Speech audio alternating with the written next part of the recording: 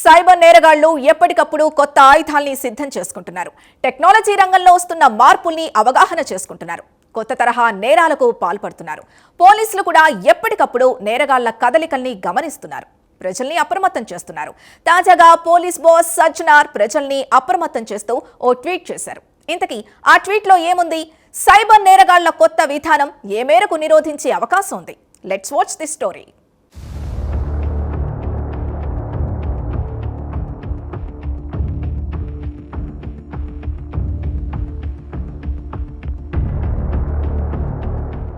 కృత్రిమ మేధ విస్తృతి పెరిగాక చిన్న స్టార్టప్ల నుంచి బడా మల్టీనేషనల్ కంపెనీల వరకు అంతా ఇప్పుడు ఏఐ చాట్బోట్ల జపం చేస్తున్నాయి. కస్టమర్ల సందేహాలకు క్షణాల్లో సమాధానాలివ్వడం, పని వేగం పెంచడం, ఖర్చు తగ్గించడం వంటి ప్రయోజనాలుండడంతో సంస్థలు వీటిపై ఎక్కువగా ఆధారపడుతున్నాయి. అయితే ఈ సాంకేతికత వెనుక ఓ సరికొత్త ముప్పు పొంచి ఉంది. అదే prompt injection.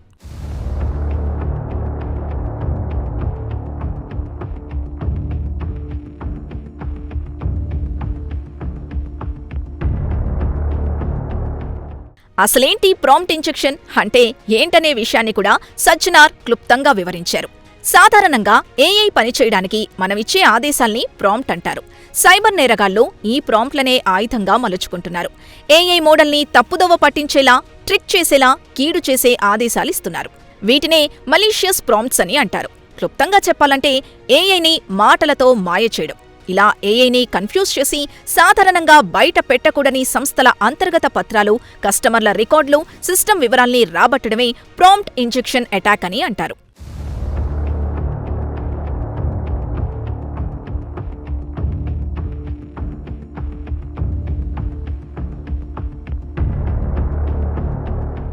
Prompt injection attack data భద్రతకు పెను సవాల్గా మారినట్లు సజ్జనార్ తెలిపారు.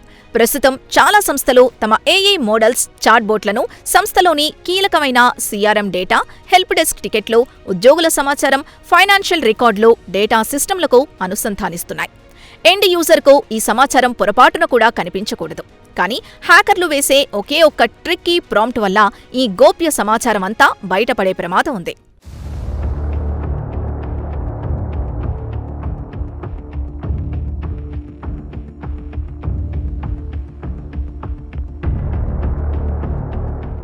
ప్రాంప్ట్ ఇంజెక్షన్ అటాక్ డేటా భద్రతకు పెను సవాల్గా మారడంతో వాటికి రక్షణగా కొన్ని కవచాలు ఏర్పాటు చేయడం జరుగుతోంది.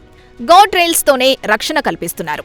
సైబర్ నేరగాళ్ల నుంచి పొంచి ఉన్న ముప్పును పసిగట్టి నివారించడానికి సంస్థలు తక్షణమే ప్రాంప్ట్ గార్డ్ రైల్స్, రక్షణ కవచాలు ఏర్పాటు చేసుకోవాల్సిన అవసరం ఉంది. కేవలం ఒక అంచె భద్రత సరిపోదు. మల్టీ లేయర్ డిఫెన్స్ విధానాన్ని పాటించాల్సి ఉంటుంది.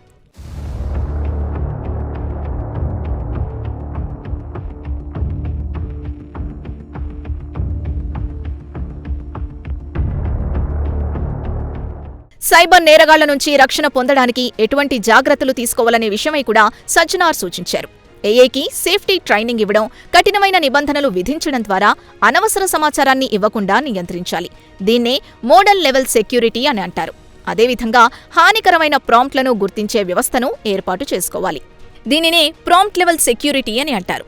ఏఐకి యాక్సెస్ ఇచ్చే డేటా, ఏపీఐలపై కఠిన నియంత్రణలుండాలి. దీన్నే సిస్టమ్ లెవెల్ సెక్యూరిటీ అని అంటారు. అదేవిధంగా ఎప్పటికప్పుడు సెక్యూరిటీ ఆడిట్స్ నిర్వహిస్తూ డేటా యాక్సెస్ని పరిమితం చేయాలి.